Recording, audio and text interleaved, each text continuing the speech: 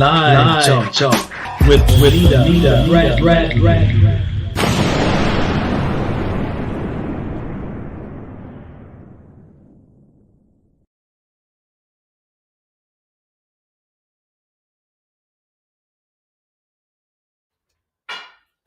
Good afternoon, everybody. Thank you for tuning in to Live Talk with Benita Bradley. I'm your host, Benita Bradley, and today we have some guests. We're waiting on the rest of our guests to pop in. And when they do, I'm going to let all my guests introduce themselves at the same time, one behind the other. We have a very serious topic today, so I want to give you all a little bit more time to chime in. But let me do my welcomes as per my usual. So I want to say welcome into all of my Facebook streaming pages. Welcome to YouTube. Welcome to Periscope Twitter. And welcome to Instagram. And as I tell you all the time, Instagram has a separate device that we stream from because Instagram is the only app that does not allow you to stream live into them. So we have to stream live from them separately from everybody else. So Instagram, this is your monitor over here where you can hear and see everything that everybody else does at the same time, okay?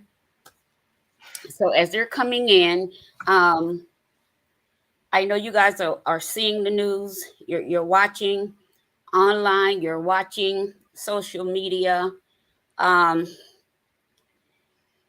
Sometimes you ask yourself, when will it end?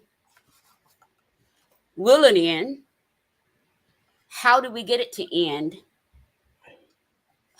So many questions, and we have so little answers. Today we're going to be talking about the vicious murder of Tyre Nichols.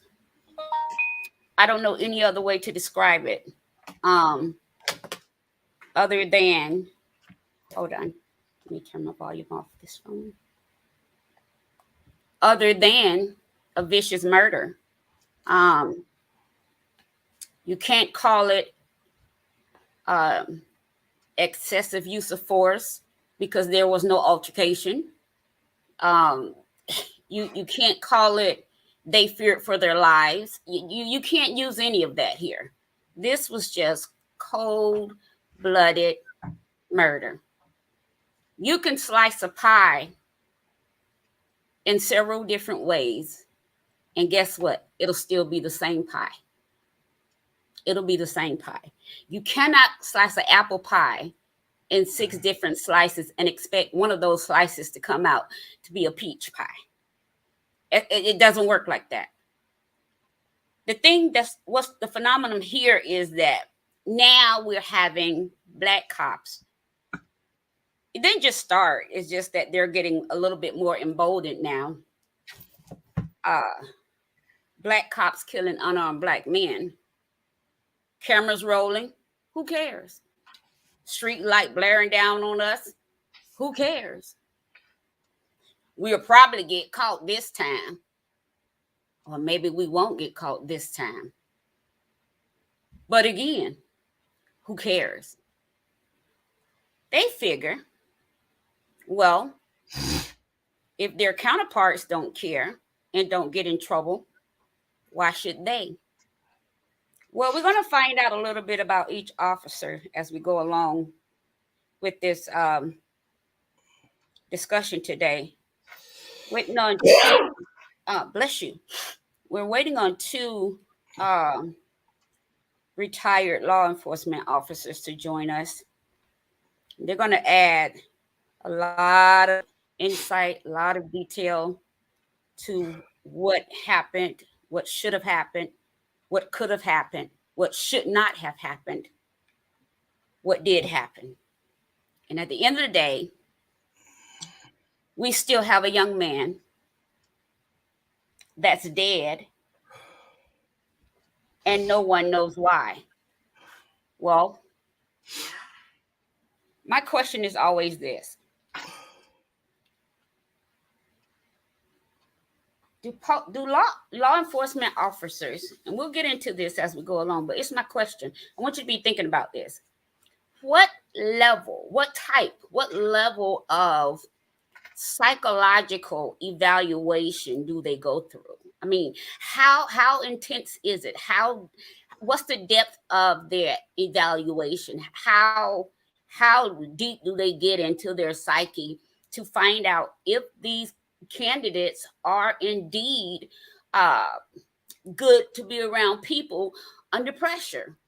Or are they good to be around people, period? We've seen officers act just reckless and with no cause, no prompting, just reckless. This is, I've seen the videos. At first I said I wasn't going to watch them because I just thought it would just drudge up too many fears about my own son. I only have one son, and I fear all the time, what if something happens to him? What happens if he's ever pulled over or stopped or ganged up on? My son is trained in all kind of karate, jiu-jitsu, all that stuff. I don't see him going down without a fight. Not if he knows he's right. If he's in the right, he's not going to go down without a fight. That's always my fear. And because he is so trained, he's at a teacher's level. And because he is so trained, he's competed, he's traveled. Because he is so well trained in self-defense, and military people would call it hand-to-hand combat and all of that, they would shoot him. That's always my fear. Or it would take a whole bunch of them to get him. So that's my fear. Every time I hear about these cases, I immediately think about my son, my only son. I think about that. I know his temperament. I know he's not going to start anything, but he's not going to walk away from anything either. That much I do know. Um, and so that's always a fear. So for that reason, I wasn't going to watch the um I wasn't going to watch the videos, but then I said, I'm going to go ahead and watch it because I want to know what everybody is talking about. So I watched the videos.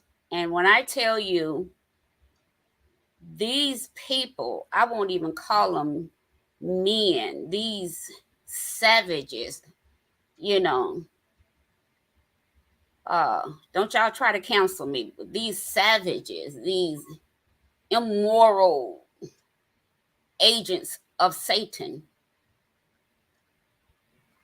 had no thought for this young man's life, his family, his future, his past, nothing. And the thing that got me the most was he was only about three or four houses away from his home. That's where when he got away from them, he was trying to run home. He was trying to run home. And so we're going to get into this. Our first guest is here. I read his story. I actually was put on to him by someone who is now on their 8th year incarcerated on a wrongful incarceration sentence. They should not have been put there. Their witnesses told they were not there. That's not the person. But yet they're sitting in prison right now. I think they gave them 20 years, something like that, but they're on their 8th year. And this gentleman should be home. And so he told me about my first guest story, and I did a little research, and I was able to connect with him. He has an amazing story, and we're going to get him to come back on by himself at another time, and we're going to dig deep into his story, and we're going to follow him as well. But right now, I'm going to let him introduce himself, tell you a little bit about himself, and then while we wait for the other guests to come on. Sir? Okay, well, first of all, let me say good morning or good afternoon, wherever Good you all afternoon. are listening to this broadcast. We greet you in the name of our beloved Father and to all of our beloved community, those that are listening. My name is, as you can see, my government name is Fudge. That's the government name. My pseudo name is Brother Justice, Peace Justice. Yes, sir. So if you want to call me by my government, there it is. Okay, but my homeboys and those that understand my fight and my struggle, they say, "What going on, Brother Justice?" Yes, sir. Mm-hmm. See, in today's society, we need to rename ourselves Yeah. because right now our names do not exemplify who we are at times. Right. Okay, Right. so if this is the rebranding of me or the renaming of me, I'm good with Brother Justice or Brother Peace because I believe that in this climate, we're Mm-hmm. going to have to seek all levels of peace and all levels of justice to bring our brothers home that have been wrongfully incarcerated, whether they have been wrongfully incarcerated on the outside of the prisons or the inside. Some are able to fight from the outside, like me. See, I'm Mm-hmm. blessed because I was able to navigate it. But Right. Right. some were not able to navigate it. Amen. And they have Uh-huh. to sit behind the wall. You see, so Mm-hmm. I guess I'm just I guess I just found favor with God. You know what I mean? Mm-hmm. I listen to Mm-hmm. the voice of God. I watch. See, my case, and we'll talk like you said on another podcast. But see, when you're dealing with these people, whether they are those that kill us or those that incarcerate us, Mm-hmm. you almost got to learn how to play chess. It's a Yeah. strategic game. It's strategic because if you make the wrong move, that might be your life now. Mm-hmm. Yeah, whether inside Yeah. or outside. So yeah, so we are here in Atlanta, Georgia, and Benita. We family now. I'm Mm-hmm. born and raised in Brooklyn, New Yeah. York, and I think that's one reason why these folk came after me. They say I'm a northerner, Mm-hmm. very educated now. Amen. I understand the struggle though. You see what I'm saying? Yeah, I think they were like, Uh, ho. Who did y'all bring in this system? It's almost like you brought Joseph in this mm-hmm. system, the Bible, or you Right. brought Moses in here from the Bible. See, well educated in the system now. Make no mistake about it, because Mm-hmm. I was never a criminal from day one. You see, but Mm-hmm. when you go into different regions, they have a way of destroying a certain set of people depending on where you are. And I guess I was one Right. of those kind of guys. They say, well, it's like the Black Wall Street. I was a black business owner, so I guess some folks said, well, look, let's destroy his business Mm-hmm. and and let's try to destroy him and destroy his name. So I guess when they, it's one of them things where you bury somebody, but you Mm-hmm. forget to go back to see if they dead. Mm. You see, it's one of them things. You know what I mean? We buried him, but we Right. never went back to see if he was dead. Because see, they buried me alive, but I was Mm-hmm. able to dig my way out with a spoon. Mm-hmm. But that's just related So, to the Brother Justice, God. Go just ahead. take about 2 to 3 minutes and tell the people exactly what happened to you. Just 2 or 3 minutes, so they'll understand why it Okay. was so important for me to have you on this panel today. Okay, good. I'm gonna watch the clock too. Watch this 2 minute thing Okay. because I'm good. I'm good at what I do now. Uh, Okay.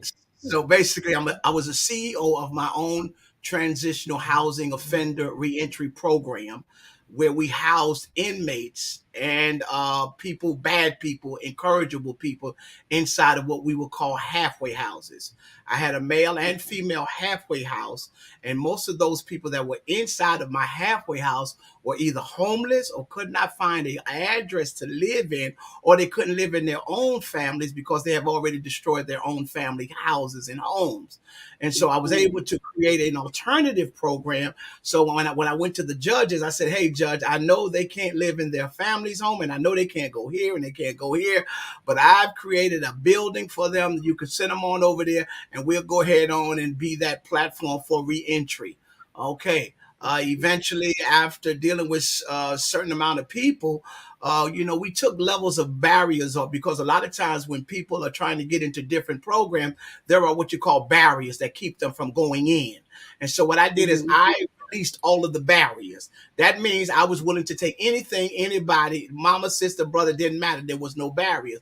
Well, I got a bad crew at one time, and they were all white women. They were three white women. Eventually, they got mad at me because I put them out of my program for smoking dope Mm-hmm. in my doggone program. But I gave them about three Mm-hmm. or four chances before I put them out, because I understand addictions, and I Right. understand reentries, and I understand recidivisms, and I'm trying to do everything I can do to help them, because I'm from Brooklyn, New York, and hey, and I'm a former corrections officer as well, as you can see the picture back there. And so I gave Mm-hmm. them an opportunity, but eventually they couldn't get it together. I put them out. 1 year later, now I'm being charged with sexual assault against the person in custody. Mm. And then eventually I see what's going on. I pay $50,000 for court fees and lawyer fees, and my lawyer railroaded me. So I went down to prison for 20 years, and Mm. I had to try to come back. And I'm back after 5 years. I've been home now 3.5 years, and I'll tell more about how I got back. But I think we just did that in 2 minutes.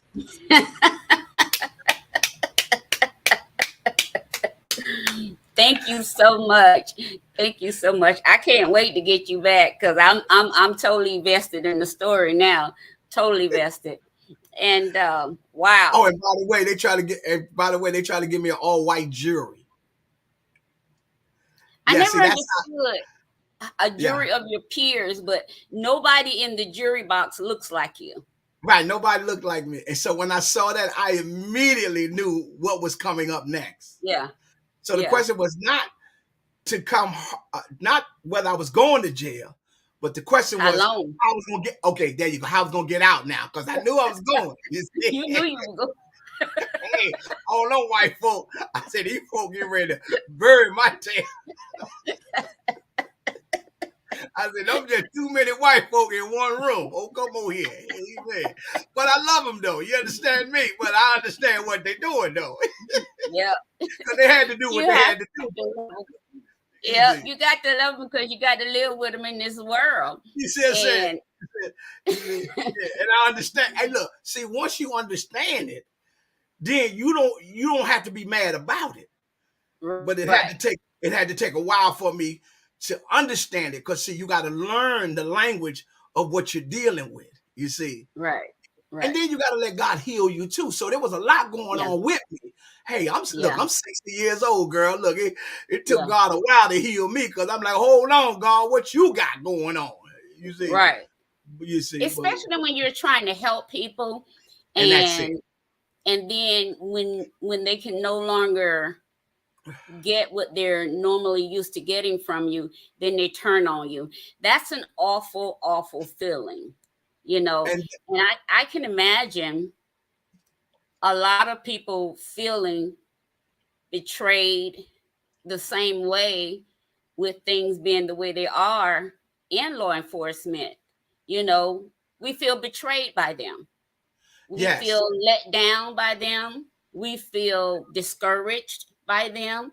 We have a gamut of emotions right now. Every time this happens, we run through a gamut of emotions. But here's the thing, Brother Justice, they don't give us time to heal from one thing before they do something else. they really don't. This whole incident with Mr. Tyree, and we send love and condolences out to his family. We can honestly say that it was vicious. It was an Yes. unprovoked murder Yes. by these officers. And Mm-hmm. as I've already said, and I continue to say it, that it really had nothing to do with a black and white issue, so to speak, but more so with an evil issue. Mm-hmm. These folk just evil, whether Evil. they black or white or green, and it really don't have anything to do with the whole what you call that process. As an officer, we went Mm-hmm. through a particular process before we Okay. were hired. We can go through that process and come out real good. Mm-hmm. Okay, so and still go inside the institutions or still go on the outside of the institutions and still be evil Mm. because it's individual. It's that Right. person. It's not the system per se. It is Mm-hmm. that individual. And if we don't get that individual, then it creates a syndrome to other individuals or sends a message, hey, we can do what we want to do and they ain't gonna do nothing about it. Yeah. And I think that's what these guys were thinking. Because like I said, we're gonna go through each one of them and we're gonna find out this ain't these boys' first rodeo. It's not their first rodeo. Hold on, another guest is here. Let me let her in.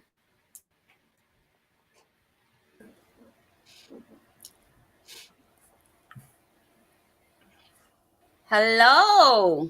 Hey, how are you? We're doing well. How are you? I'm awesome. Thank you for asking. Hello. We're gonna let you jump right in. Go ahead and introduce yourself. Hello, I'm Jan Rayleigh. I currently reside in Lubbock, Texas, originally from the East Coast, Baltimore, Maryland. I am a preacher, as you can see from my thing, my title, not your average preacher. However, I am a former law enforcement officer. And that's it. I'm just all things amazing. Yeah, absolutely. Um, so Jan, during your time, how long did you serve as an officer? 19 years. Okay. 19 So during years. your 19 years of service, during those 19 years of service, have you seen personally, up close and personal, anything like we're seeing now with this Tyre Nichols case? Absolutely not. Absolutely not. This is horrific. Back then, starting in the middle 80s, it was not as prevalent as it is now. It was more kind of backstage, although it was going on, but not to the extent that it is now. So it's just really, really bad. I believe the discrimination back then was for female law enforcement officers, and especially women of color. Okay. So that was more kind of the stigma back then. You know, it was a traditional white male or black male occupation. So it was kind of trailblazing for female. But now we're seeing, right. But now we're seeing go ahead, Benita. I'm sorry. We're seeing these. Oh, it's okay. And now we're seeing these black cops beating this man. I mean, literally death. There's no other way. There was no struggle. There's no fight. There was no fear for their life. None of that. They can't say any of that. We saw what we saw. Absolutely. Absolutely. And we cannot,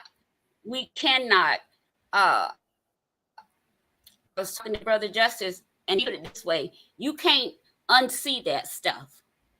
Right. You can't put that stuff back in your mind and erase it from your brain as if you've never seen it. We saw what we saw. Right. And this is my thing. When you have the George Floyd case, when you have that kind of evidence, what more do you need? And people say, well, before that, we don't know what happened before this. Right, right. Okay, we don't know. So what? Are you saying something you don't know about warranted him being killed? No, absolutely not. Is that what you're saying? No, absolutely not. It was not warranted. It was brutal. It was inhumane. You know? And it was just awful. I'm originally from Maryland, and just slipped off my tongue. There's just so many, and I have a list of them. The young black male that was killed by police officers, literally up the street from where I used to live. And at the time that happened, I want to say Trayvon Martin, but it's not Trayvon Martin. It's actually over 200 since George Floyd, blacks that have been killed at the hands of police officers. Okay. And I kind of did some research. Hold on. Okay. And I kind of did some research. Hold on. Okay, I'm sorry. I had to turn the volume down. That's all right. And at the hand and advocate of Fuchs, is that how you pronounce it? Yes, ma'am. Okay. Bring me back to me. I had so much that I wanted to say, and I believe my brain is kind of on a slushy brain freeze right now. I was saying, that's okay. I was saying that when you hear people say, well, what happened before that, we don't know what happened before the cameras start rolling. I was asking another question. Are they then suggesting that what we didn't see warranted them killing this man? I call that stupidity. That was my ignorance. We perish for lack of knowledge. And unfortunately, Mm-hmm. The people, because it has not hit their homes or in their backyards, Yep. we have, I think we have a tendency to think, well, what happened when the cameras were not on? Instead of thinking, I see what I see. So are your eyes lying to you? You know, so I like to call it just ignorance. Maybe stupidity was a bit strong. You know, I'm just very outspoken. I was asking him, can you remember the young black male in Baltimore, Maryland, about 8 years ago that was killed at the hands of the police officer? They broke his spine, and they had him, they put him, and you could see the full footage of it. They put him in the paddy wagon. Freddie Gray, that's right, Freddie Gray. I was actually there. I participated in some of the marches, and it was horrible. Went to speak to some of the family. I mean, I was there when they blew up the CVS right across the street. It was terrible, to the point my flight was delayed coming back to Texas because they had the National Army Guard out. People could not be out after 7. And I have grandchildren there. I have a black male grandchild there. So I was not leaving yet. And he's kind of strong-willed, like his gammy. And I know him, and I'm like, Isaac, don't go down protesting. Don't be so verbal. They will detain you. Because at that point, fear set in. Because the people were angry. Right. They were angry. Right. And I think that's what's going on all over again. Every time something of this nature happens, it brings out anger and rage. But the really sad part about this is it happened at the hand of our own color. It happened at the hand of our own color. And I try to be neutral in situations and to try to put myself in that position, since I have been in that position before, just not to this extent. Okay, what was going through the minds of those police officers? You were not afraid. Right. That's what I want to know. There were several of you. I looked at this black male. Yeah. He does not appear to be a threat. And we are trained for body language, you know, verbal talk. He was under no circumstances was he threatening. Absolutely none. Right. You know, he could have, but he was afraid. So when I put myself in his predicament, they did tell him to roll over. He did, but he kept turning around, looking at him, and he kept asking, "What am I doing wrong? Stop." You know, and they kept telling him to roll over. So part of their defense will be he did not obey orders. Now, exactly. That's exactly the words I used.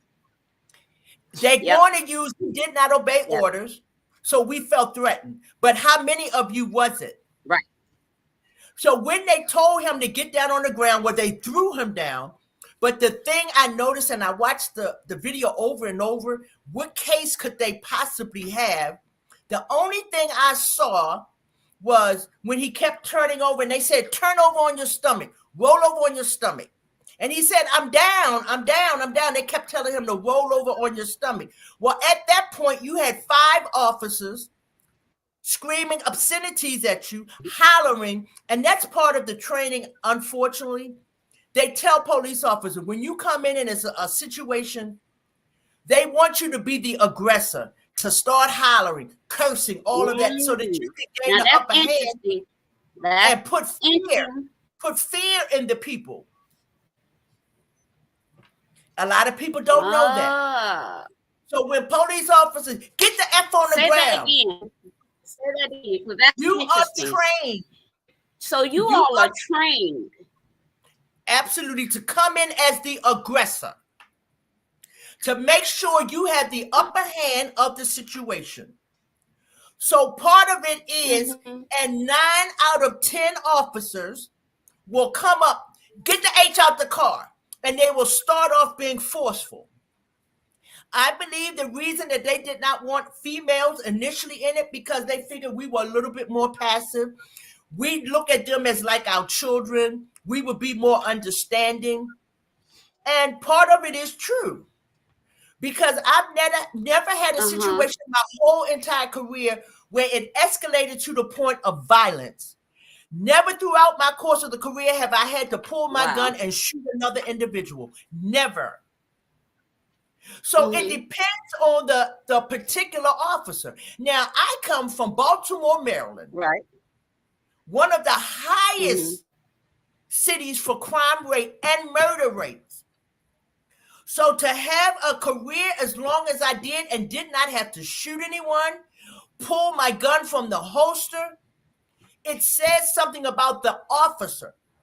And of course, at that time, I was a minister, which a lot thought was of conflict of interest. But it's how you do your job. I looked at those people. 95% of the people I like to deal with statistics I dealt with were men of color, women of color. But I have a black male son.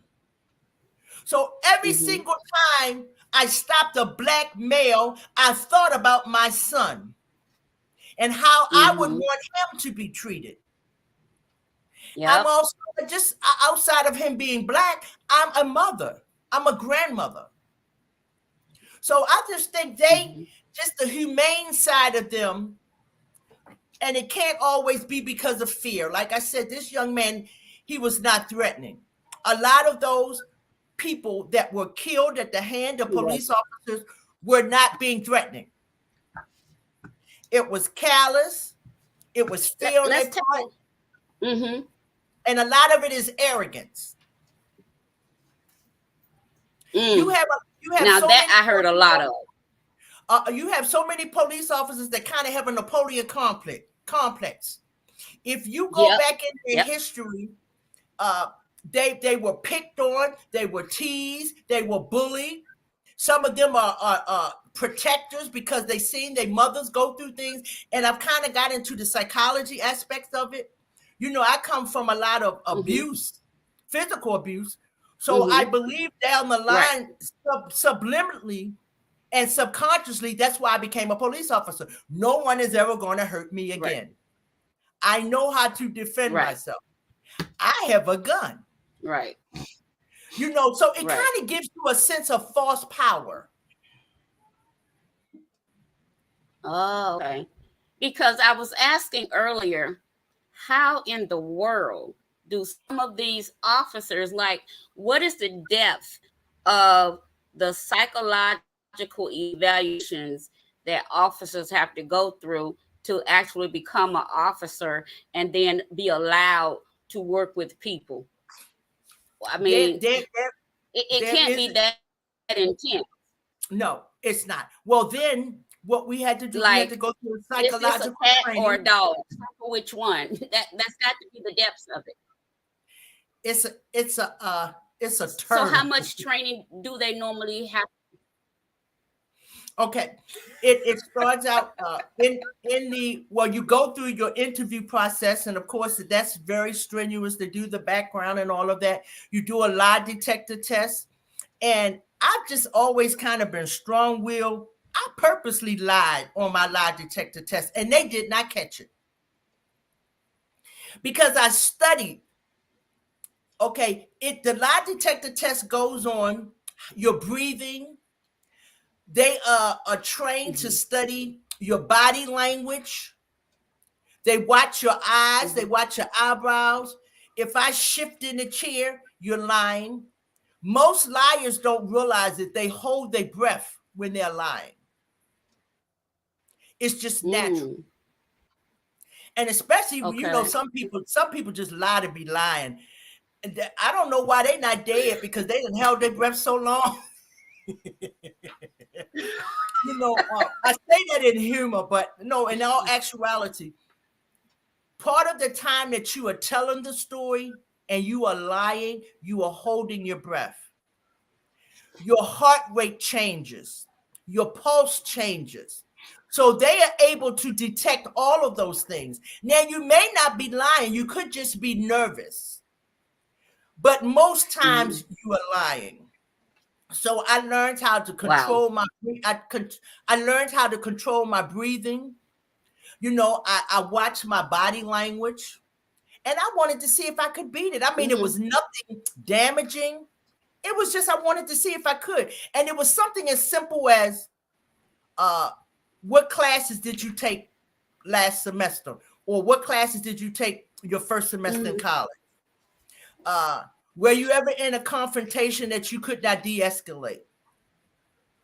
Well, no, I have not been. Of course I have. I had brothers, you know, that were tough. Of course, we would fight when my mother would leave.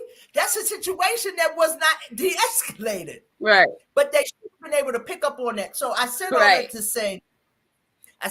to say, the training could be more in-depth, especially back then, and I'm sure it's not improved now. So after that, then they do a psychological one. Have you ever had any kind of mental history? No, sir, I have not. No, sir, I have not. I was bipolar as hell, Benita. Bipolar as hell. Been diagnosed bipolar since the age of 12. You know, but I had learned about my illness, so therefore I was taking medication. Now the medication was you not learn how to mask it. Yes, and how to live with it. So let me ask you this right quick, and then we're gonna get into some of the videos. Let me ask you this, since you said that. So then, is it possible? Is it what it is now? Is it still possible that some of these officers have mental health issues that could be either untreated or they're being treated for and they're not reporting them? Absolutely. Absolutely. Because see, there's the HIPAA laws. They do not have to disclose that. The medical institutions will not expose it. So you can have a sign off for release of information, but not your mental health. They can't, you know what I'm saying? They can't disclose it without your signature. They can disclose your medical history if you ask for it, but medical and mental are two different things. Right. But yes, I believe that a lot of it is mental.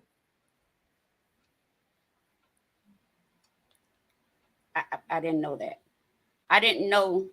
I thought you had to disclose if you were taking medicine or whatever for mental health or being treated for mental health issues. They ask you what medications are you taking, but keep in mind any type of what they give you, not a medication test, they give you a drug test. So medications are not going to show up in your bloodstream or on your hair, in hair follicles, unless it's a drug. Mental health medications are not drugs. They are prescriptions. So, you know, if you have opiates, methamphetamines, some of the antidepressant medications such as Xanax, some of those type of things, Tramadol, some of the pain medications, they will show up. Although you have a medical reason for taking them, they will show up in your test. But they are not testing for ADHD. They are testing for bipolar medications. They aren't testing for any of those things. I didn't know that. Wow. Let's take a look at our, thank you so much, Jan. Wow. I knew you were going to add a lot to this conversation. Wow. I'm kind of blown away by that. I'm going to go to the first video. Let's take a look at and see who Tyre Nichols is. Nichols being remembered where friends say he felt the most free, a skate park. 12 years ago, Nichols, seen here doing what he loved. 12 years later, he ended up dead. Officials say beaten by 5 men sworn to protect and serve. Nichols' family wants people to know more about Tyre Nichols than how he died. Nobody's perfect, okay? Nobody. But he was damn near. My son was a beautiful soul. And he touched everyone. Nichols had his mama's name tattooed on his arm. He wasn't just her beautiful boy. He was also a father who loved having fun. His friend who knew him in Sacramento told a local newspaper he had such a free spirit, and skating gave him his wings. He worked at FedEx, but had other dreams. Photography. In his own words, he posted, "People have a story to tell. Why not capture it instead of doing the norm and writing it down and speaking it?" It turns out what led to his death was captured on camera. And that was CNN's Sarah Seidner.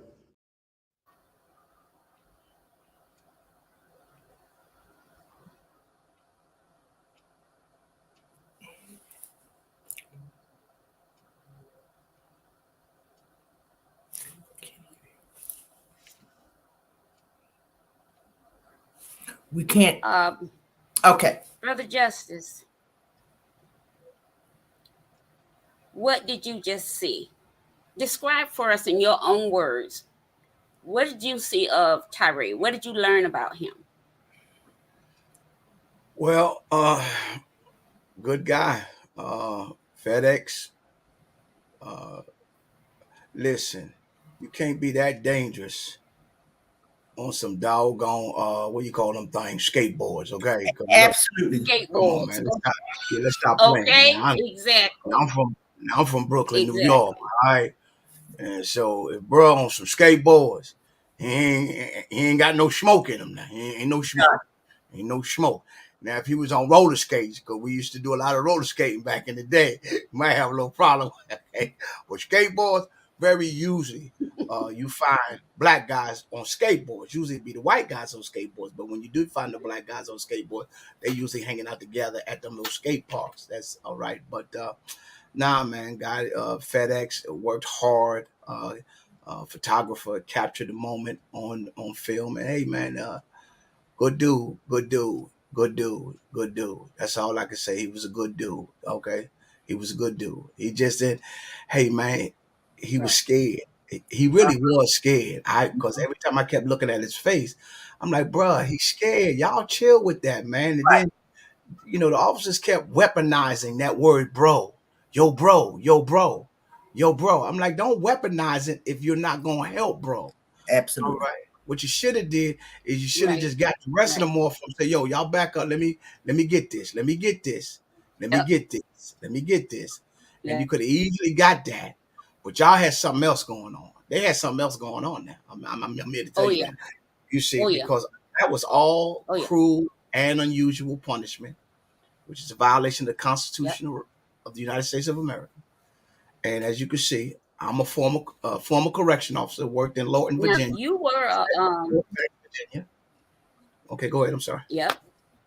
Yeah, so I was gonna so bring that up. yeah, so I was gonna bring up that yeah, you worked yeah, in yeah.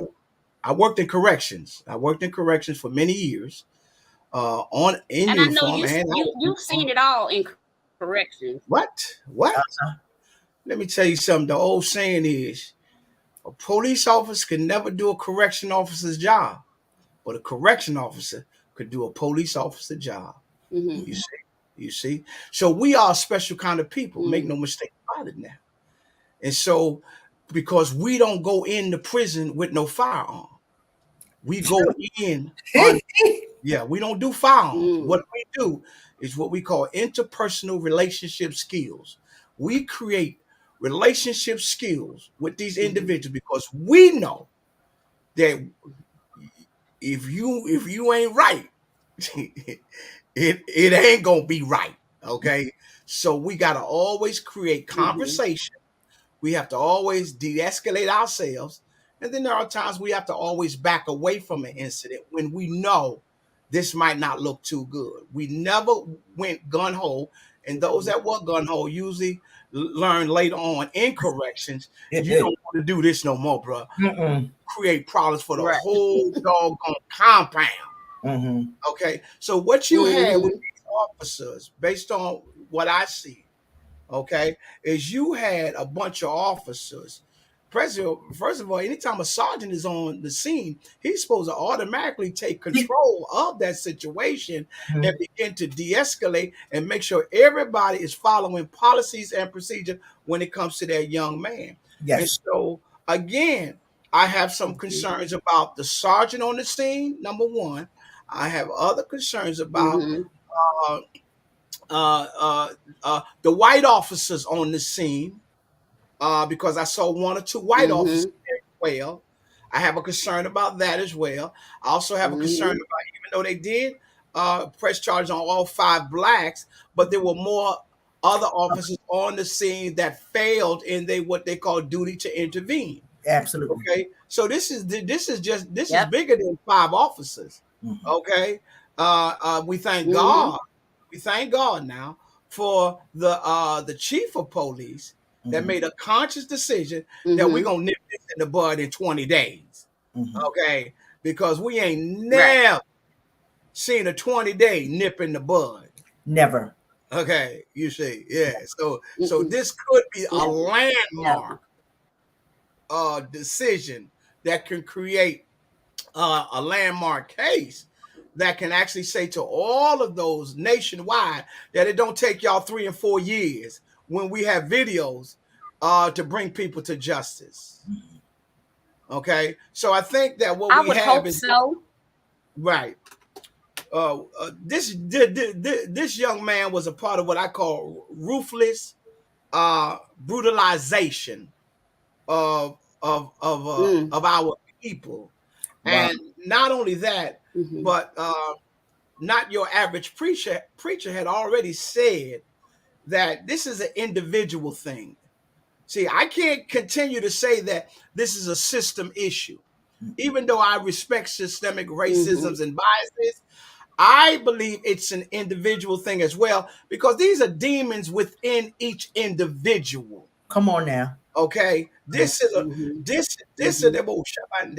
yeah, this is demons. This is demons in each individual, and each person that is working has to either say, "Hey, stop," or continue with this level of demonizing. All right, so they demonize this young man, and we have to stop acting like it's a psychological. It ain't no psychological. These folks is demons. They straight demons, and we got to stop acting like it's policy, because you can have the right policy in place, and you can still have the demon still working on the doggone force, still breaking policies again. You see, so basically, what you got is, and then you got the thing where not your average preacher had already said the only argument or legal argument could be is he did not obey orders. Okay, that is about the only legal argument. But at the same time, you guys didn't de-escalate. Not at all. Or you guys didn't control the situation. I mean, if you ain't learned nothing from a training day with Denzel Washington, he used to always tell the guy, control that situation. He used to always say that. He said, control that situation. Not beat on the person, not whip the person, control that situation. And what you had is a bunch of officers, former officers, that was out of control. They should be charged with a gang charge. And every charge should be enhanced.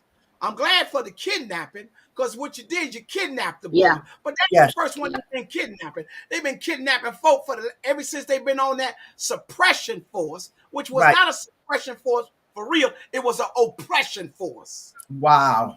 In our community. And they used them, and they've been used. And they ain't got enough black sense to know you can't get away with what a white officer can and has been getting away with. Come on now. Come on now. We got enough of that sense right there. Right there. Right there. If we don't do nothing there, I would be like, bruh, don't do that now. Because they can get away with it. Right. They gonna cuff them, put them in the back, and let head on back to the station, and let's make sure we got our jobs tomorrow. These are about the dumbest and the most stupidest cats I done seen in years. You understand me? Yeah. The criminal got more sense than him. These officers. On video, now watch this now. The same cameras they put in the neighborhood to catch the crook, they caught them. Whoa, I love that right there. Exactly. So now I'm praying. God, convict them, send them to prison. See, that's my prayer. You know, everybody with them. Let's pray for everybody.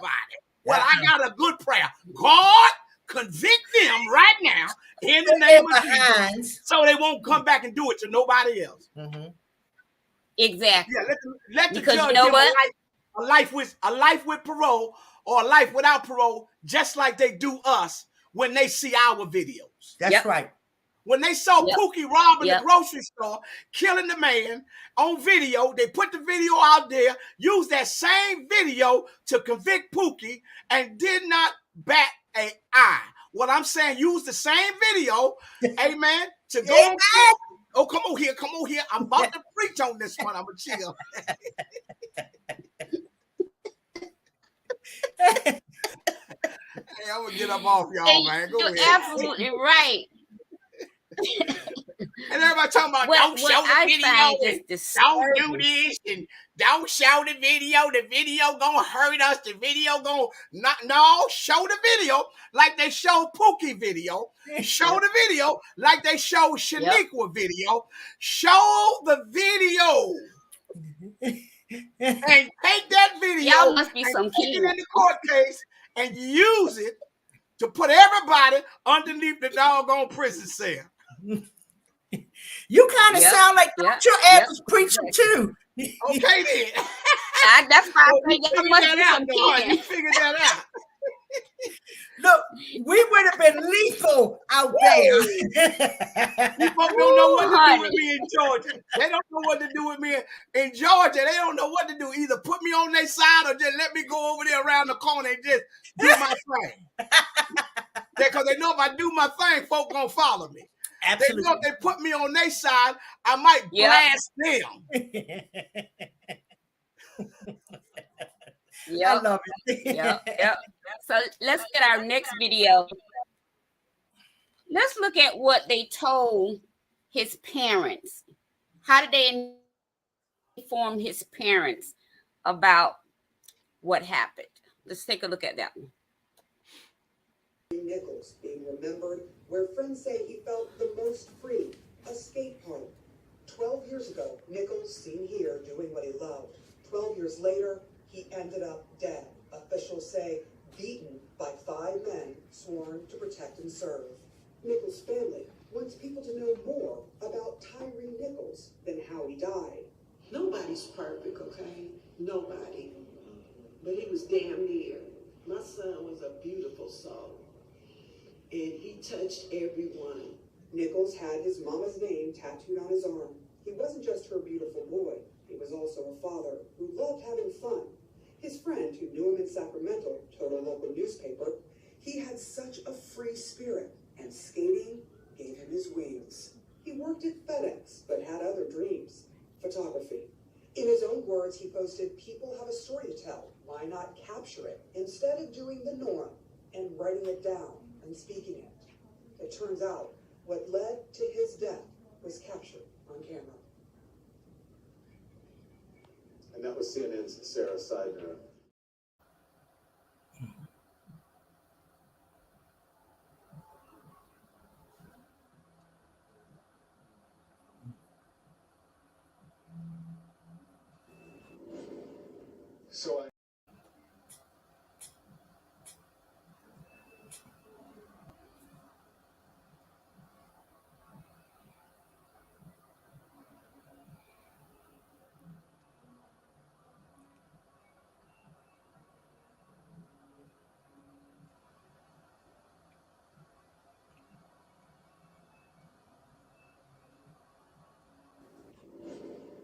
So I am joined now by Ravon and Rodney Wells, the parents of Mr. Nichols here and of Tyre Nichols and also Benjamin Crump, the family attorney.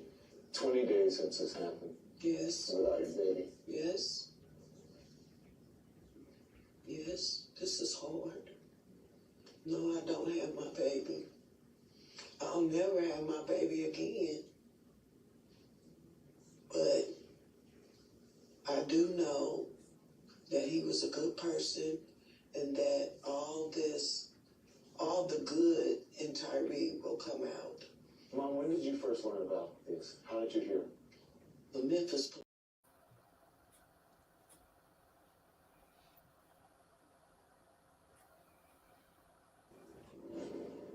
So I am joined now by Ravon and Rodney Wells, the parents of Mr. Nichols here and of Tyre Nichols and also Benjamin Crump, the family attorney. 20 days since this happened. Yes. Without your baby. Yes. Yes. This is hard. No, I don't have my baby. I'll never have my baby again.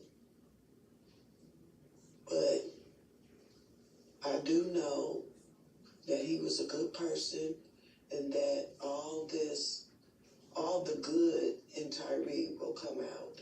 Mom, when did you first learn about this? How did you hear? The Memphis Police Department banged on our door approximately around between 8:30 and 9 o'clock, asking if I knew Tyre Nichols. And we said, yes. What's going on? He's been arrested. Arrested for what? DUI. DUI? My son don't drink like that. What do you mean DUI? Well, we had to pepper spray him and tase him, so he's being attended to by the paramedics, and we'll send him to the hospital, and then after that, he'll go to booking. Around 4 o'clock in the morning, the doctors called from St. Francis and said, Mrs. Wells, do you know your son's in the hospital? And I said, yes. I was advised by the police officers. He said, why aren't you here? And I said, the police officer said that I couldn't come because he was under arrest. The doctor proceeded to tell me that my son had went into cardiac arrest and that his kidneys were failing. When my husband and I got to the hospital and I saw my son, he was already gone. They had beat him to a pulp. He had bruises all over him. His head was swollen like a watermelon. His neck was busting because of the swelling. They broke his neck. My son's nose looked like an S. They actually just beat the crap out of him. She didn't see the video. You saw the video. Yes. What are we going to see, Rodney? I didn't want her to see the video or hear the video. It was our attorney's request that she could stay in there as long as she could. She heard one word and had to leave out the room. And that was when they initially was pulling him out the car. He said, what did I do? I don't know, that's what he said. He said, what did I do? Why are y'all doing this to me? What did I do?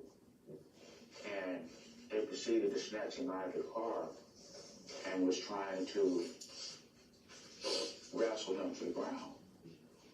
I saw officers hitting on him. I saw officers kicking him.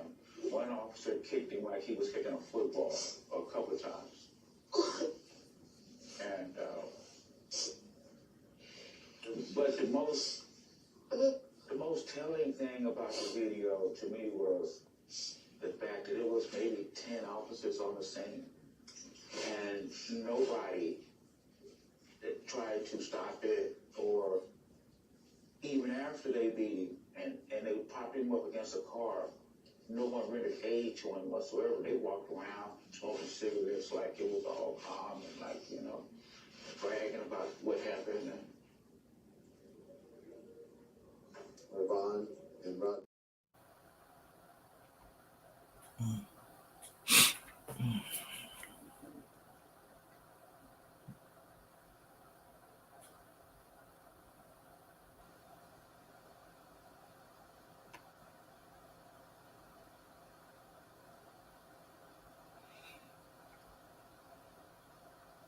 Benita, I can't hear you.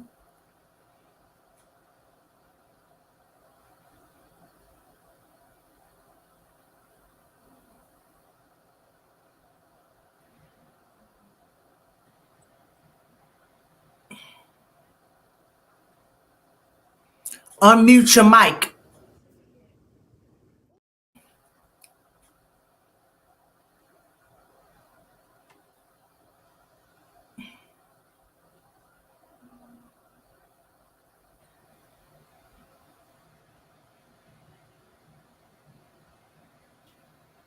Can you hear me?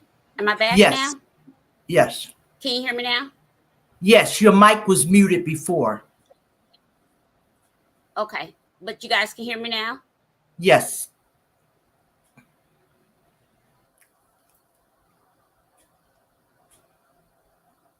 Like I said, I apologize for the volume being kind of low, but if you heard it, as a parent,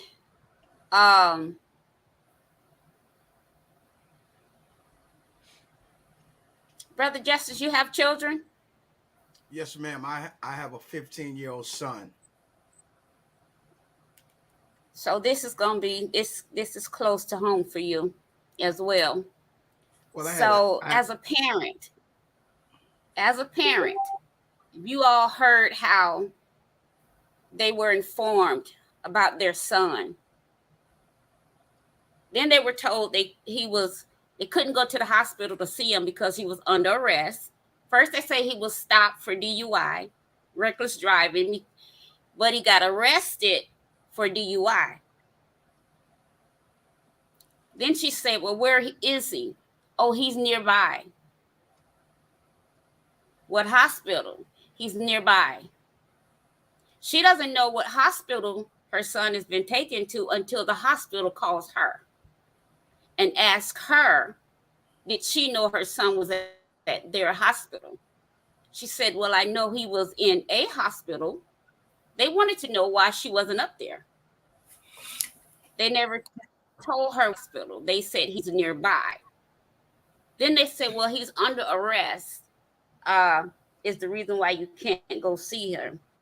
The doctors called and said, why aren't you here? She said, well, the officer said I can't come because he's under arrest. I'm Benita? thinking as a mother, there is no. Can you all hear me?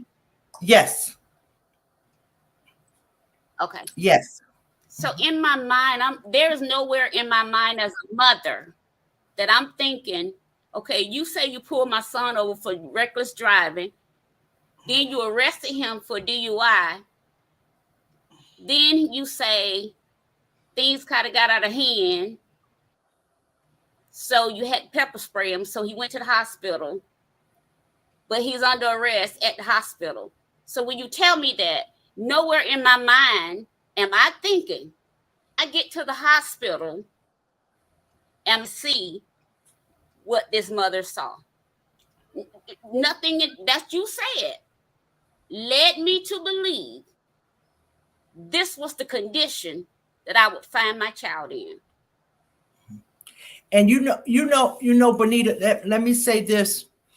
If someone requires medical attention after they have been detained, it is policy that the family or friends cannot come to the hospital. However, this circumstance, as in a few others, is kind of a gray area. He was in critical condition, and it's you don't know whether he's going to make it the next hour or not. Under those, there's a clause under that, within those conditions, that parameter, his parents have a right, or the spouse has a right, to be at the hospital with their police present and an armed guard outside of the hospital. Okay. So that was not even, the procedures were not even followed with that, because he was in critical condition when he got there. And that's probably going to come out later from looking at that video. So there was no reason they should have found out the condition of their son by a medical professional. They long before then, at the time he got to the hospital. They should have been notified because his condition was critical. Any type of head injuries is critical. So they were covering themselves and getting their stories together.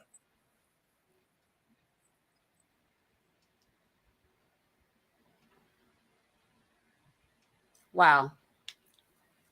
When we let's take a look at this next clip. I hope this one plays. And then when we look at this one, Brother Justice, I want you to get into what we are looking at right here when we get done with this video. Being remembered where friends say he felt the most free, a skate park. 12 years ago, Nichols seen here doing what he loved. 12 years later, he ended up dead. Officials say Nichols at the Mississippi Boulevard Christian Church here in Memphis. The Reverend J. Lawrence Turner is the church's pastor, and he joins us now. Thank you so much for joining us. As we said, this is a homegoing ceremony. Yes. It's going to be at your church. Yeah. You're going to be the officiant here. Yeah.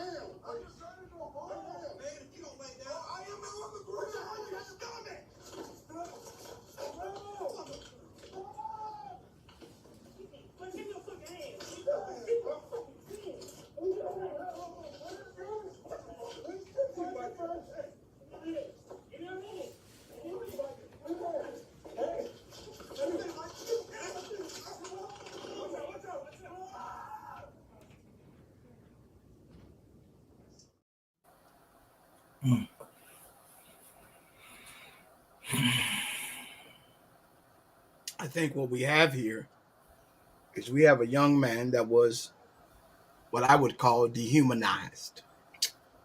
Well, this young man was deprived of every basic human right, and this is why we see the civil rights violation right here. Calling him bitchs, calling him boy, using the F word constantly, and then having the mitigating audacity to use bro. You see, the weaponizing the bro piece. Like, bro, we got you piece, but yet you call me a mother effer. You call me a B. Right. I'm already scheming y'all because you got right. Listen, when I was in the United States military, when we went through basic training, we would have 5 or 6 different drill sergeants in our ear training us. And that was the purpose, to see how well we're able to perform underneath attacks on all levels. How well are you able to comprehend? Get down, move. Now. Go. Get up, go. Move. And if you're not able to understand the process, you're going to resist in some levels, not intentionally. I don't understand what you're doing, sir. See, that's what he was saying, really. Bro, you know, what you doing? You see, in the military, we understood the process of it. Get up, get down. Hey, you stupid so-and-so. Yeah, yes, sir. You right, sir. Yes, sir. I understood the process. So I was able to move with the process. You have a young man that did not even understand the process of what was going on, you see. So this whole dehumanizing piece, he was actually being oppressed. He was really being oppressed. He was not being instructed carefully through the level of real policing. Right. Okay. He was being instructed through the level of oppression, which is different from a suppression unit. Right. Okay. Because remember now, the Scorpion is a suppression unit Uh-huh. that's supposed to suppress criminal activity, not the person. Okay. So, you see, so you went from suppression to oppression, and that's how you got the kidnapping and all these other charges that will come with this, because you no longer was a cop.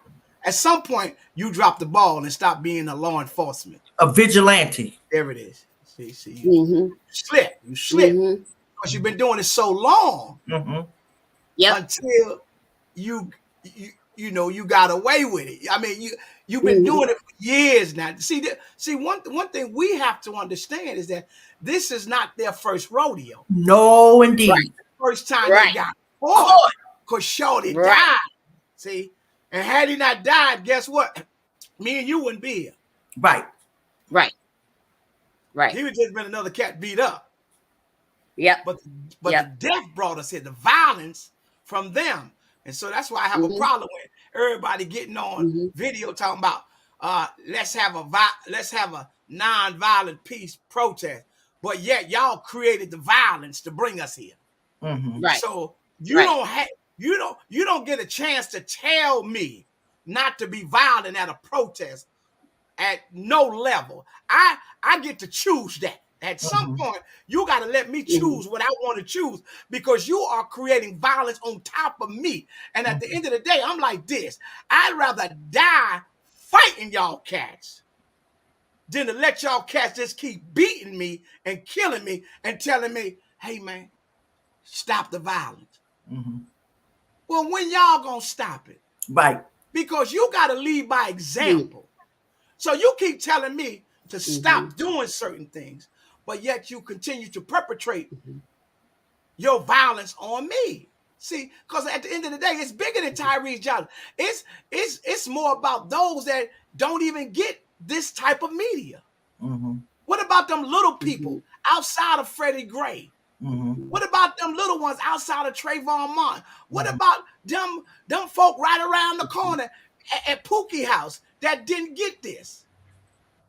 But they were victimized by the Scorpion unit. So we really have a problem when it comes to policing in America. And it's always been like this, like the sister said earlier. It was there years ago, but it wasn't that blatant. Absolutely. You see, in the 70s, they were still going upside folks' head. But they weren't carrying on like this. They like they are out of control. They out of control. I mean, you might get a billy club upside your head, or you know what I mean, or you get choked out until we get you in some handcuffs or something like that. But just taking away your whole breathing apparatuses. Back then the sergeants were like, "Look, I ain't about to lose my job over you." Over you? Come on now. You see, that was the difference. And you had sergeants and lieutenants say, hey, I ain't about to lose my pension over you. You get him up out of here. And you're right. So I know what I'm talking about. I don't care what nobody else say now. You had sergeants that cared about their job, cared about their pension, and some of them even cared about the people to a certain degree. And you're right. Yes. Yeah. And they tell you quick, I got to feed my family. And for the next 7 days, you're not on desk duty. You relieved of your duties. That's it. You see. Now they put you on desk duty. No, you relieved. You are relieved of your duties. So we had a fear. We're not going to get paid for 7 days. We're not going to get paid for 21 days. We weren't going to do anything. Now there's no authority to keep people in line. None. Exactly. And that's how they got to this piece right here. Because, see, if you want to stop this, the only way to stop this is start throwing folk in prison so others can see they go to prison, and I promise you they're going to chill out. Absolutely. Because guess what? People that take sworn jobs not supposed to be no criminal. But if I see, and if I see an officer go to prison for something stupid, or he did something. As an officer myself, I said, shoot, I ain't gonna do that, bro. Because they just locked up homeboy last week for that same thing. You see, that's how you create checks and balances. You see, that's how you create the checks and balances. You can't keep running around here talking about here we go again. No, all you got to do is start holding them accountable. And the best way to hold them accountable is take away the pensions, take away the jobs, take away all of that extra stuff, and go ahead and indict them like you indict Pookie and Mookie. And put them in general population, not in isolation. That's it. Put them in. Don't put them in. That's what my daughter was talking about last night. Put them over there in Gen Park. That's what you do. That's it. You see? Now you with your peers. Right. Now you with your peers. Right. Now you with your peers. About us, and you're right. Because what I found out about us, we tend to dog our people until we have to go back to our people. See, that's right. Now I promise you, watch this now. I promise you, every last one of them officers, they back in church again, asking for prayer. Yep. You know, they all on the altar. Yep. They all in need the money for their defense case. They in the bishop's room. Ain't no need wasting no money on no lawyer. They talking to the bishop, and they looking for the old mothers of the church that can lay their hands on them. Yep. You know you're right. Here's the thing. Right. I want to show y'all something. Yeah, what about him? Yeah. Remember what y'all said earlier? Mm-hmm. I think we all have said it. This is not his first rodeo. Okay. That's Officer Demetrius Halley. Say before he joined the Memphis Police Department in August of 2020. He was a correction officer. He worked as a correctional officer for Shelby County. Right. Well, in 2016, a lawsuit filed against the U.S. District Court for Western Tennessee. Haley was accused of taking part in the beating of an inmate named Cordarius Sledge some 8 years ago. Sledge said that Haley and another officer punched him in the face, and a third officer slammed him face first into a sink. And after that, he stated, "I blacked out." He sued. They dismissed the case in 2018 after the judge ruled that Sledge had not properly served one of the defendants with a summons. Sledge, who filed the suit without the help of a lawyer, said he was in federal custody at the time and was unable to complete all the paperwork. You see? Sad. Right, you see? I say these guys, they've been here before. You see? But see, the good part about it is, and we is only 30 old, I think. You see? Yeah, and he is 30. Go ahead, and see, and we understand the one thing, and I'm gonna say this. See, you'll reap what you sow now. See, you might get by, but you're not gonna get away.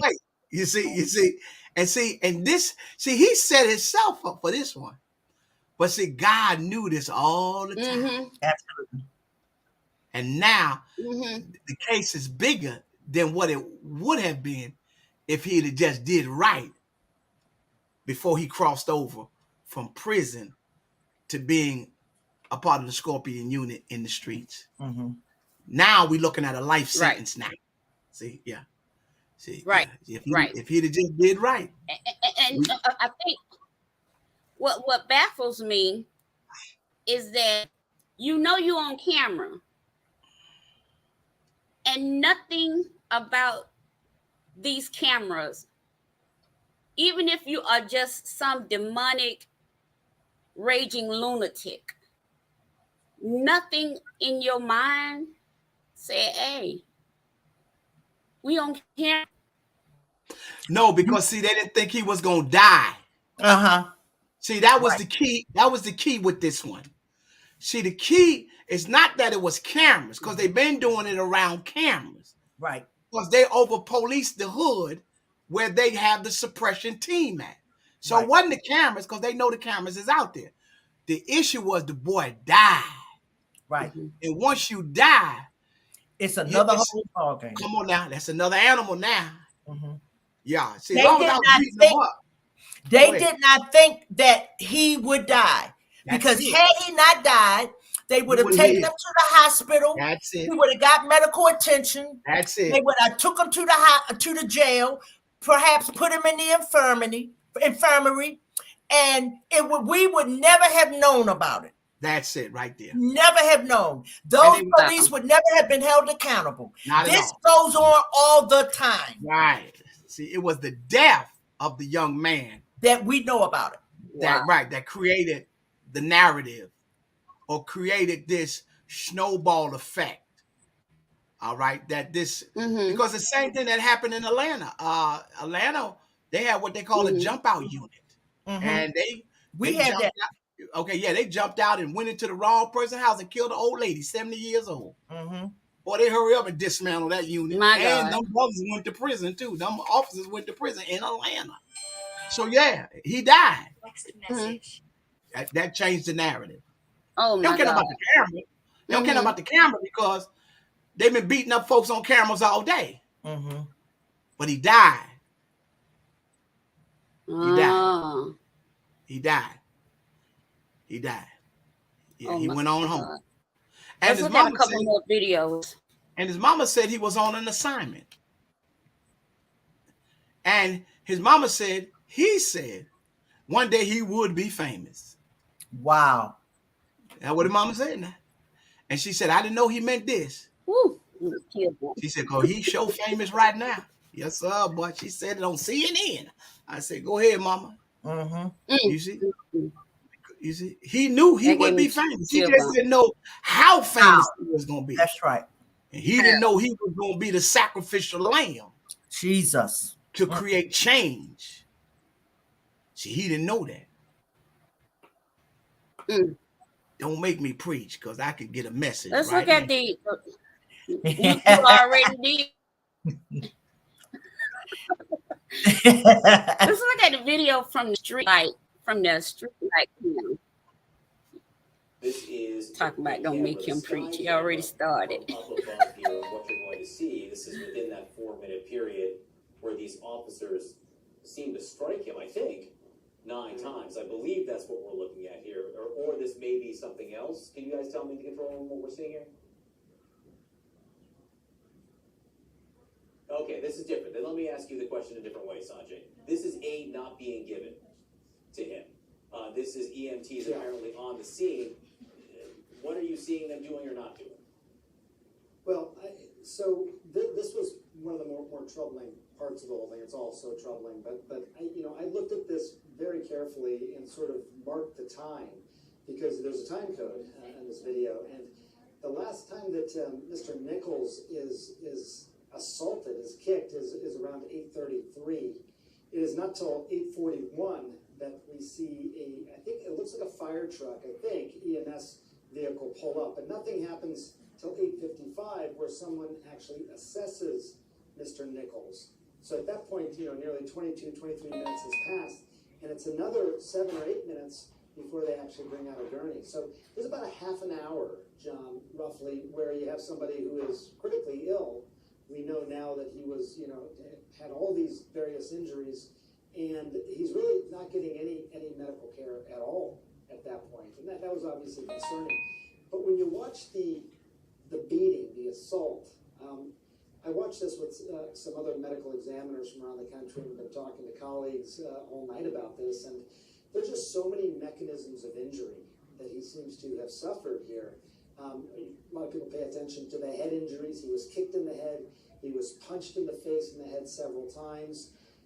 He seemed to be coming in and out of consciousness when he was leaned up against that vehicle, which could be, we don't know for sure, could be a sign that he was starting to develop brain swelling. The brain is the only organ in the body that when it swells, it has nowhere to really go because of the skull. And that's why people will start to develop a loss of consciousness and ultimately can lead to death. But he's also this very thin guy, and he was getting kicked in the torso and in the abdomen and in the chest. You could develop bleeding intra-abdominally in the chest as well, intrathoracic. So there's all these potential mechanisms. When you're face down, you can have a component of obstructing the airway, a form of strangulation. We don't know. But I will say this, he was in the hospital, as we do know, for, I think, 3 days, essentially. When he went in, he probably was scanned. He's got brain scans, body scans. So there is probably more information about exactly what all the injuries led to based on those scans and those other things in the hospital. He may have had procedures done in the hospital. We don't know.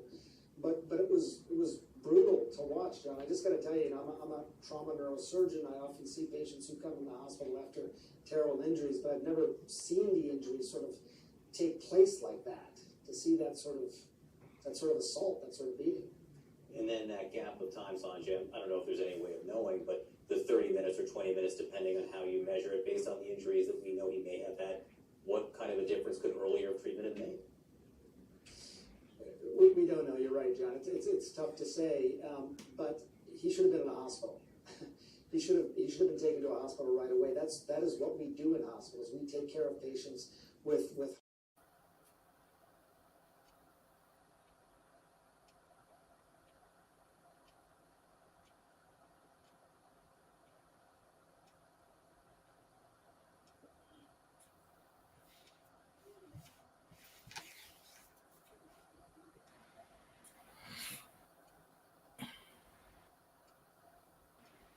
So I wanted us to hear professional what's happening to his brain at that point, being kicked, punched in his head that many times.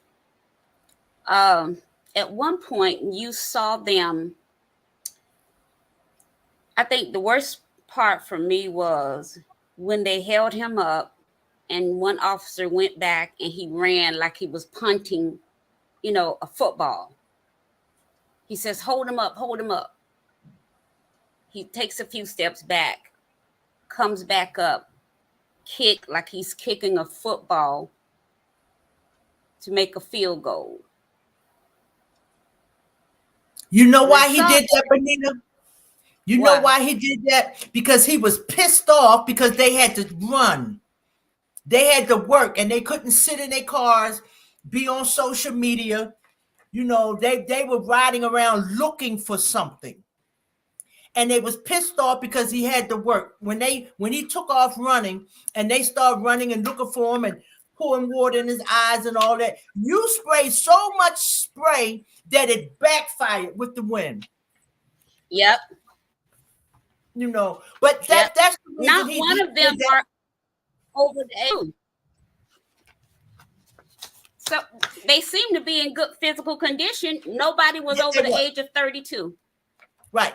And the thing is, this boy, and I say boy, he was a man, but to me, he was a boy. Right. You looking at, he's almost 6 feet tall, and I believe about 145 pounds. He was of a thin frame. And you have all of these men who are physically fit, kicking, stomping, punching. So outside of the head injuries, he suffered internal injuries. You have a text message. It was awful.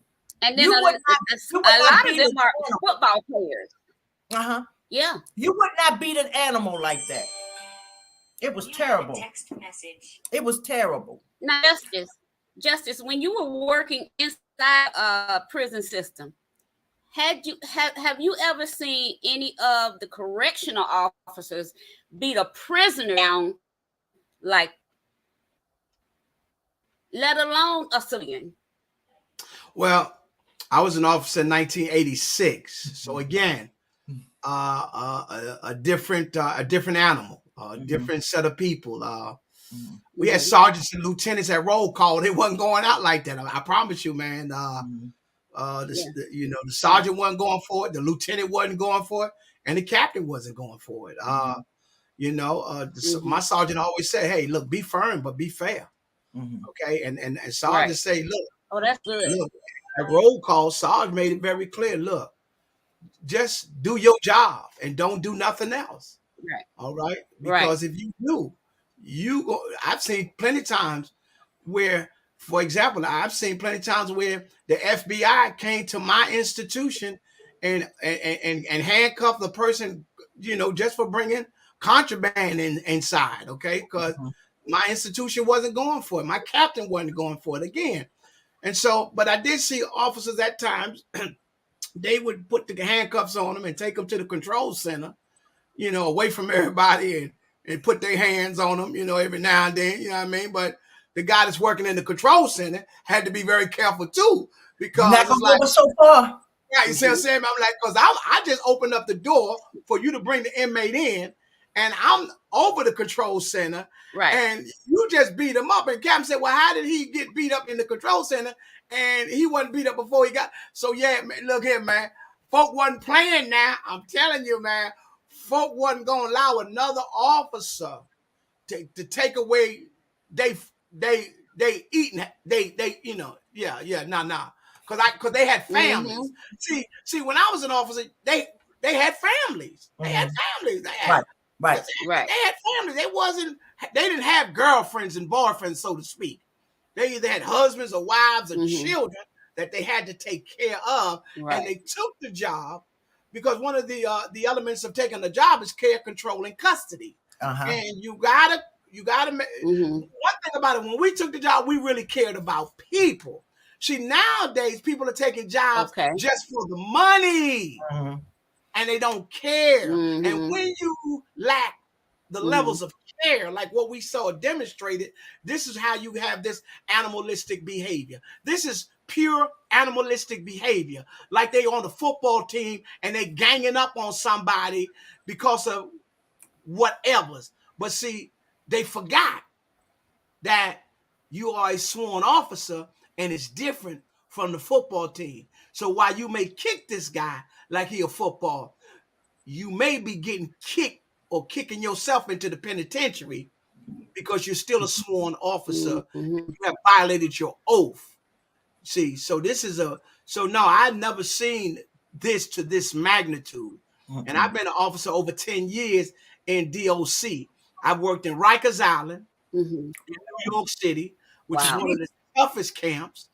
Then I worked in Washington, D.C. under Mayor Barry in Lorton, Virginia, which is Fairfax County, all right, which Lorton was closed down because of its violence.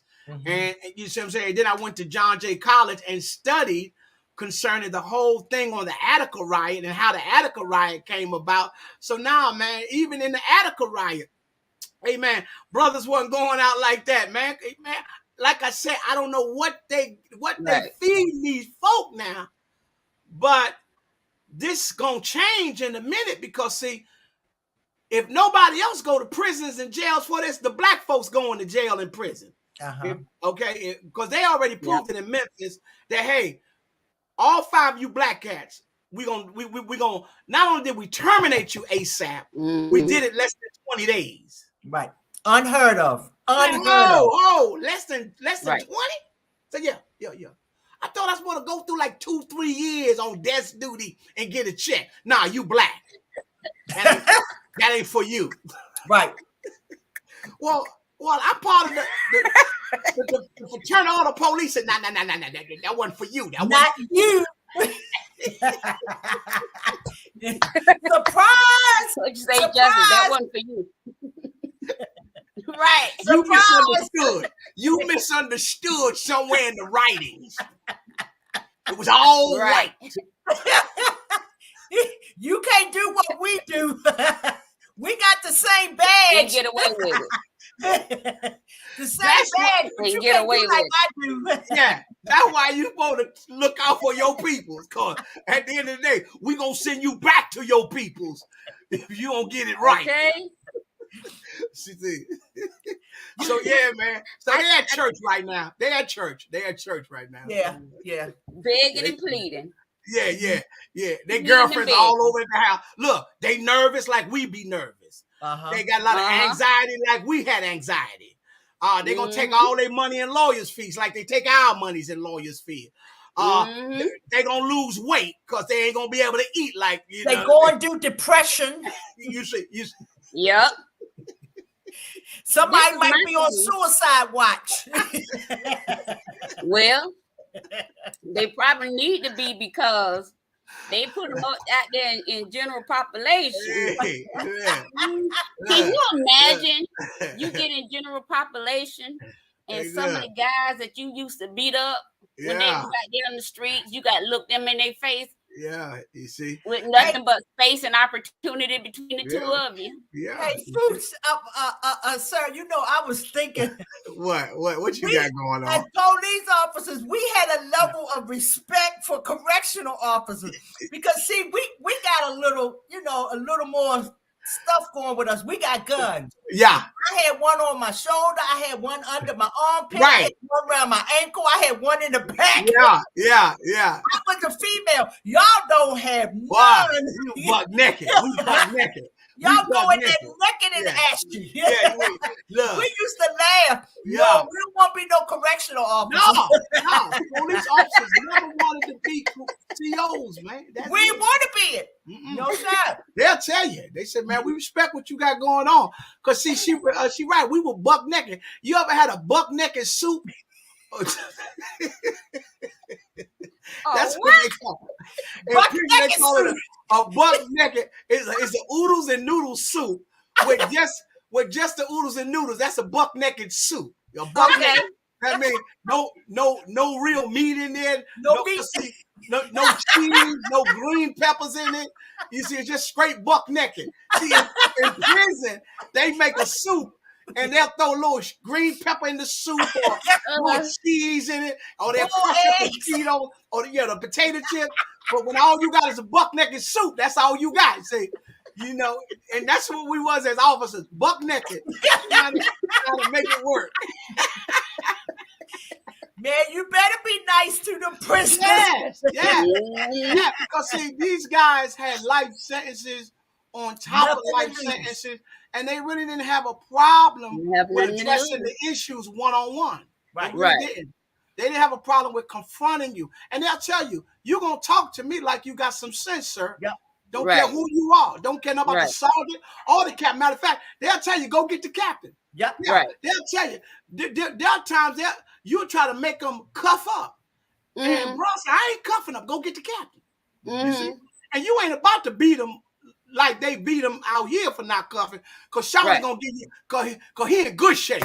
He done dragged four or five officers. Come down there, all officers, they laying on the side. He dragging them. I said, dog, bro. That's why they took the weights out of the prisons. Bro, getting bigger than the officer. Buff, baby. They so buff, it's like, gee, man, that's all they got to do is time and lift weights and think about how to get you. Right. So I ain't gonna come in there and talk to that boy any kind of way. He a grown man. He done been down 20 years, 25, 30 years, man. He gonna get you. He gonna get you. Oh, yeah. You gonna get got. So we ain't want to go in prison. You know, the only time we went in when they was getting ready to do the booking. Don't know, I'm not going back there. Come on, let me hurry up and finish my paperwork because I'm going home. That's it. Oh, so they were good bullying on the streets. Right. Yeah. But when it came to bullying prisoners, no. Police not officers, ain't gonna happen.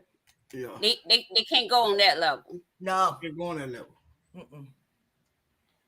See, you can't see what they have to learn. See, I'm a United States military veteran, former officer, the whole 9 yards. I got all the good credentials. But what we fail to have is, again, interpersonal relationship skills. Right. So you gotta see, one of the key jobs of just being any type of officer or leader, you gotta be able to communicate with the people. That's right. Because communication is 99% of your doggone job. Right. If you can communicate, you can easily make him just get in the car without the handcuffs. That's right. That's right. I mean, there are times I say to the brother in the prison, I said, come here, let me holler at you, bro. Come here, let me holler at you. You know what this is. You know, and that's it, because they be knowing what it is. Oh, yo, can I talk to you for a second, homie? You know, just keeping it 100.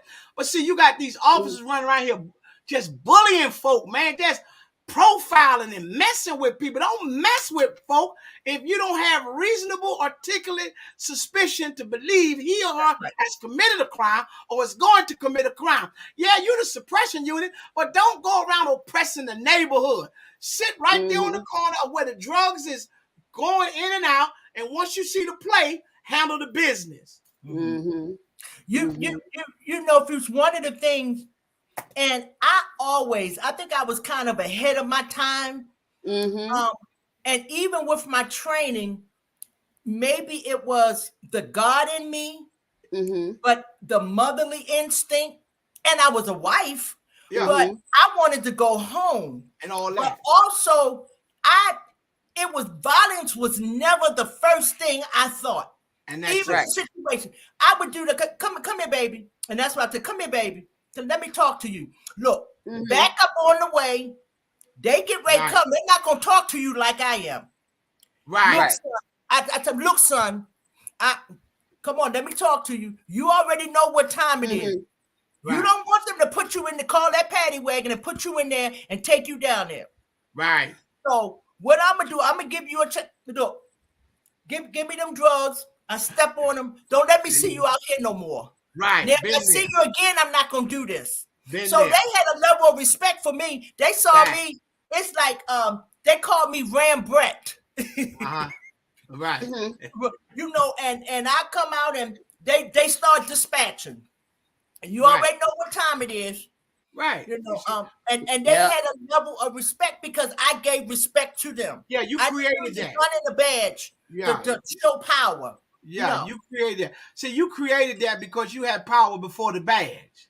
There you go. See, the problem with a lot of these guys, they don't have it until they get the badge. And then when they get it, they abuse it. See, you was able to create the narrative. You was able to create everything without it. You was able to be a mother with the badge. You was able to be a friend with the badge. You was able to be loving with the badge, but you was able to also kick tail with the badge. You see? Absolutely. So you had a lot of different hats that created that levels of respect. See, a lot of these new cats don't got all them hats. They just got one hat, like you just said. I'm going to bully my way through this process so I can hurry up and make first grade detective. Right. And not knowing they ain't going to do nothing but make first grade penitentiary. That's it. That's it. Right. And I believe now the system is just so different. They set a lot of them up. They set them up. Right. They set them up. Because they are improperly trained. Right. You have so many people that had mental issues and they were killed when clearly had you been trained, you would know they're suffering from a psychotic episode or whatever. What means of you to shoot them? Right. Yeah. And get away with it. Right. Yeah. And get away with it. Yeah. That's just another thing I have problem with is humane. Right. Just inhumane. Amen. So, yeah. You know, Benita, I have so much footage people are sending me, and so we got to do a part 2. There's no way I can get to all the footage that people are sending. We got to come back and do a part 2. We're gonna have to, because like I said, it's so much footage people are sending me. I was just sent another case. Same thing happened, except for the man didn't die, and the officers never got charged because they were white. And the white guy sent it to me. So I haven't had time to view the video yet. You know, like I said, people are sending me so much stuff to review, and it's overwhelming, number one. So I have, make sure I protect my mental, because it is a lot. It's a lot. And no one should ever, I have animals treated the way I see these officers treat people. I saw 2 white officers show up at a McDonald's call because the lady she paid for extra cheese on her. They didn't fix it right. She wanted her money back. They wouldn't give her money back. They called the police. Police shows up. The lady's already left the restaurant. She's outside. She's trying to leave. And they say, well, what's your name? I'm leaving. I don't got to give no information. Everything all right. I'll just leave. Well, we're going to trespass you. For what? Right. Put your hands behind your back. For what? Mm-hmm. Now you're under arrest. She said, for what? Now you resisting arrest. Mm-hmm. You resisting. Next thing you know, this big elephant wrestling dude, white cop, takes his fist, punches her in her face repeatedly, twice in the mouth, once to the head. All you see is blood running down her mouth. And she's trying to ask him why, she was trying to tell him, okay. And the other cop is holding her hand. So now she's like this, totally defenseless. She can't even block her face. And he's just pow into her face. This is a big guy. So again, there's so much material I'm being sent that I want to bring out that coincides with this case, but I didn't want it to overshadow this case. So we're going to have to come back and do a part 2. So I want to give each one of you 60 seconds to give us your statements. Thank you guys so much for being here with me. I got to get both of y'all back. Y'all work well as a team. I'm just sitting back enjoying the show. You two work well as a team.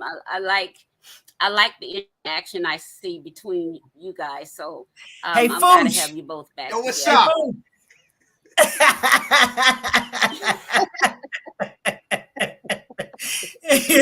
I would probably mess that all right to say it. You'd be like, who you talking to? I would probably mess it up. So I'm gonna call you Brother Justice. See, Jen, I forgot. It's cool. Fortune, right, Jen to get it the first time. I might say something else. If it was Jen Rayleigh up here, he'd probably be like Rayleigh. Yeah. Right. She got it right. Yeah, you definitely got it right, woman of God. First time. You got it right. And I thank God for both of you guys. Go ahead. Go ahead. Yeah, well, I thank God for both of you guys. I felt the energy, beautiful spirit. It just was awesome. It was awesome just to be able to sit and have a conversation of truth. You see, we were able to put truth on the table. See, because we don't have a dog in this fight. You understand me? So there's no reason for us not to be truthful here. Because guess what? None of them hired us, so they can't fire us. Come on now. So we can say it now. See? Yeah, because we don't work for nail one of them, and we ain't trying to build nothing to try to get we ain't trying to build a church, so we for the building fund, so we want to say the right thing. So we gonna say what we gotta say, and you don't gotta give us building fund money. We okay with it today. You see what I'm saying? So again, thank you. Thank my sister, man. Look here. You already know I felt the energy from you, Benita. Yes, sir. And my gospel queen on the bottom. Yeah, boy. Look at you, boy. Now, not your average preacher, boy. You already know I love you, player. Yeah, real player now. You real player now. Wrapped up in the gospel. That's the sermon right there. That's the sermon right there. Come on here. Real player now. Yes, sir. Wrapped up in the gospel. They say real, recognize real. That's it. Love y'all, man. Bless you, sir. Jen, go ahead and give us your 60 seconds close out, Jen. Okay, let me set my timer right here. Benita, they made the mistake of putting me on staff at the university. And so, I got 68 students. Now I'm retired and all of that stuff too. But just going back, and so I'm on, and so it's like these students, really, are you trying me? And I have to remember when at that point when I were and give them a break, allow grace and mercy to come upon me. And I don't always be feeling like doing that because, see, Joker, you trying to get over. See, I know when people trying to get over. It ain't even discernment. That's just street. You try to get over. Right. And that kind of ticks me off when I see people doing that. But nevertheless, thank you so much I'm honored for having me on here. This is like my third time. I don't know. I'm starting to feel like a celebrity girl. One of the things in the kingdom, I like to think that in the kingdom, I'm just Jan, not your average preacher. It's like all these titles and stuff, I got them, degrees, I got them, but they're not important at the end of the day. Right. Because when my name is called on Judgment Day, they ain't gonna say apostle, they ain't gonna say bishop, none of that stuff. Yeah. We don't want to know if you got an MBA or PhD. It does not matter. Yeah. So that's how I like to deal with people. That's why I'm just not your average preacher. But they asked me, I'm real active in the city council here. And of all places, man, I'm here in Texas. God really has a sense of humor in Texas and Lubbock. Right. Lubbock. I said, what, God, wait, Lubbock? This my assignment? And the story how I came here with my son and all of that. But now I'm here and I'm very active in the city council, not only because of my homeless shelter, but just because of advocacy. So there's only one black city councilwoman, and she's getting ready to retire. She called me, "Look, Pastor, I want you to run. You my predecessor." Girl, you don't want me on the city council in Lubbock, Texas. They just not ready for it. Yeah, run. They're not ready. They're not ready, Benita. They're not ready. They're not ready, baby. They're not ready. They're not ready. Y'all, they might hang me down here. They might hang me down here, but I ain't going without a fight. And I can fight. And you will. Yeah, but I'm thinking about it. I really am. It's so much on my plate with teaching this semester. And I still have the shelter. And my God, I have to have a life. I know I'm divorced now, and I'm not even leaving any room for my Boaz to show up. He show up, I'm so busy, he got to set up an appointment. So I got to slow down, The girl getting a little old. 60 coming, 60 right around the corner. So, why I still have my youth. I'm trying to do a little something before I leave this earth and still be in God. I'm done. Right. I'm not going to show off. Listen, guys, I certainly do. Thank you guys so much. We got to come back. We got to do it as soon as possible. So this conversation keeps rolling and stays fresh in the mind of people. And plus, it'll give me a day or so of videos, and then we'll be ready to come right back. And both of you, let me know what day coming up, maybe Tuesday, the evening on. If not, let me know your first available in the new Monday, Tuesday, Wednesday. I'll make it work on my end. If we do it during the week, we'll come on like 7:00 p.m. Eastern Standard Time, which would be, I think, 6:00 for you, Jan. I think. And so that's what we'll do. But we got to come back and we got to do part 2 because, like I said, we didn't get to all the videos. And I want to talk to Brother Justice to give us data, statistics on how many white cops get arrested when they kill black people versus how fast these guys got arrested. All of those things are important to us surrounding this issue. Now they're asking questions. Are they being overcharged? So we want to look at those all that as well. Okay. So when we come back, audience, thank you guys for tuning in. Facebook, thank you. YouTube, Instagram, Periscope, Twitter, thank you all for being with us. Please notification set and tune in with us again. Guys, listen, that's so much. And you, both of you have my, you know how to get in touch with me. Let's go ahead and set that up for the next few days coming up. So we'll have that locked in. Okay. Okay. And Benita, one more thing. And just to remind all of the people that's listening, all of the people that's listening and us to keep this mother in prayer and all of the people that have suffered violence at the hand of law enforcement officers. Yes. And also, y'all can and follow I do me want on to say, if you're Justice. going to protest, say it again. No, I was just saying you can follow me on Peace Justice page. What is it? Okay, Peace on all Justice. social media, peace, peace, like the peace sign, justice. 2 words. Okay. And he'll put it in the comment section as well. And Jan, put your follow information in the comment section as well also. Okay. All right. And guys, listen, if you're going out to any of the protests, please be careful. Be alert. But most of all, feel how you feel. That's right. What y'all thought I was going to say?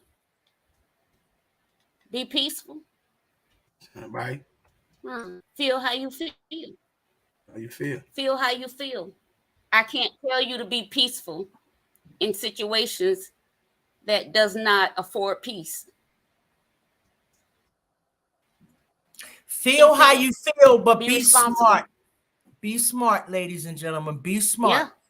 Everybody's emotions are high right now. Be accountable. That's right. Feel how you feel, but at the end of the day, let's all go home. Yep. Alive. Right. Alive. All right, everybody. Thank you. Bye-bye, everybody. Bye-bye.